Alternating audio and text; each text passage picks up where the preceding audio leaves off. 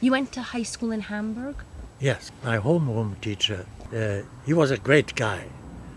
And everybody, including me, were very fond of him and respected him highly. And he was smart and he was tolerant and he was a splendid teacher. And shortly before the elections in which the Nazis got a majority, which was in probably 31, something like that. 31. Probably November 31, I believe.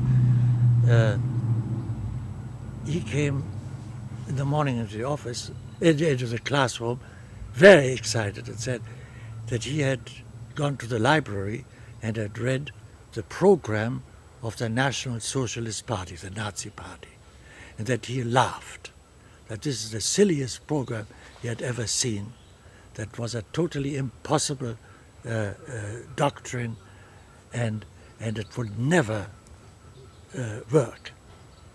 But he is going to vote for them because there was a fresh wind blowing. And I should go back a little bit, because when we were discussing political parties before this morning, he had always said, and there were some guys in our class that were already 18 and were allowed to vote.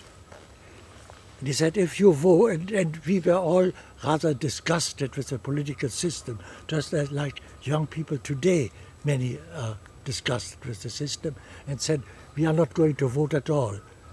We didn't make it, you keep it and eat the soup that you cooked.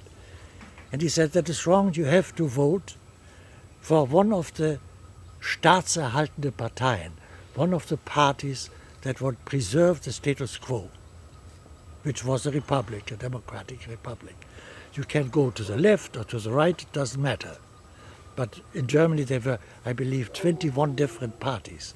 But just in order not to allow the radical left, the communists, and not the radical right, the Nazis, to gain, which was a fine attitude for a teacher that was paid by this state and believed it. And so then it came the great surprise on that morning when he said, I was wrong, I'm voting for the Nazis because there's a fresh breeze blowing. And, well, we know how fresh the breeze was.